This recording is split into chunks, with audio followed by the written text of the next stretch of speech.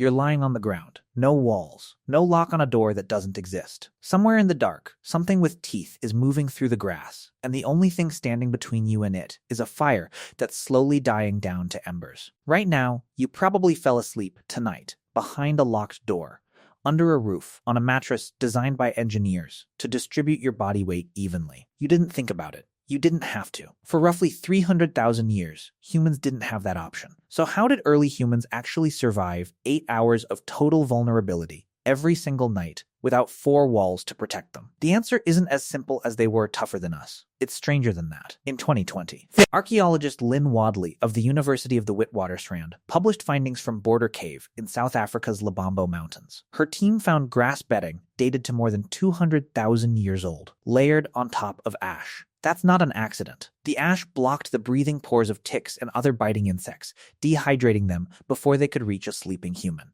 Early humans weren't just lying down. They were engineering their sleep environment before they'd even invented agriculture. Everyone assumes cave sleep meant sleeping on bare, dirty rock. The truth is, early humans were running a pest control operation. Wadley's team also found burned camphor bush mixed into the bedding, a plant still used in East Africa today as a natural insect repellent. They knew what worked, they just didn't have a word for chemistry. So what changed once humans left the caves and started living in smaller, mobile groups? Fire became the answer. Not fire as a single tool, but fire as a system. A study published in the Journal of Human Evolution examined the Hadza, a hunter-gatherer community in Tanzania, and found that fire was present at their sleep sites on 295 of 436 recorded nights, roughly 67% of the time. That's not a campfire for ambiance, that's infrastructure. Here's where it gets strange. Fire didn't dramatically improve how well the Hadza slept, according to the same research. It didn't function like a magic shield. What it did was social. It kept the group oriented around a single point in the dark, made movement visible, and gave predators one obvious reason to stay away: the smell of smoke. The bigger discovery came from a different angle entirely, not archaeology, but biology. In 2017, researcher David Sampson led a study published in the American Journal of Physical Anthropology comparing Hadza sleep to sleep in post-industrial populations. Using actigraphy devices on 33 volunteers across nearly 400 nights, his team found the Hadza averaged just 25 hours of sleep, and their sleep efficiency, the percentage of time in bed actually spent sleeping, was lower than the Western average. That number should surprise you.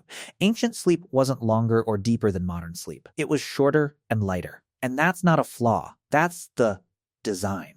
So how did being a worse sleeper keep anyone alive? Anthropologist Carol Worthman of Emory University has spent decades studying sleep across small-scale societies on 4 continents. Her conclusion, published in Frontiers in Neuroscience, reframes the entire question. Human sleep evolved specifically to stay flexible and vigilant in dangerous environments, not to maximize rest. Safety came from other people. Sleeping in groups meant someone, somewhere in the huddle, was always partially awake. A rotating watch nobody had to schedule. That's the twist most people never hear. The mattress wasn't the technology that kept ancient humans alive. The tribe was.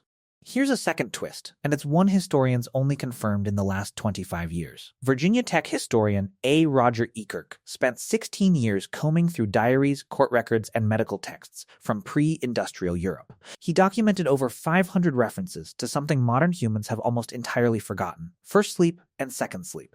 People went to bed a few hours after dark, woke naturally in the middle of the night for an hour or more, then slept again until dawn. This wasn't insomnia. This was normal. Segmented sleep shows up not just in Europe, but in historical records from Latin America, the Middle East, and Australia. One continuous 8-hour block, uninterrupted from lights out to alarm clock, isn't the ancient default. It's a relatively recent invention, one that historians increasingly trace to artificial light and industrial work schedules. So what actually killed the 2-sleep pattern, and the fire circles, and the insect-proof bedding? Not danger. Convenience did. Electric light arrived, and darkness stopped being something you had to defend against. Locks arrived, and the group watch became unnecessary.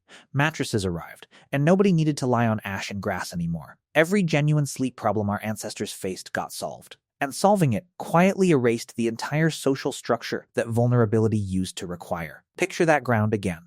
The dying fire. The dark moving somewhere past the light. Nobody sleeping alone. Nobody sleeping in one unbroken block. Nobody sleeping without a plan for what happens if something goes wrong.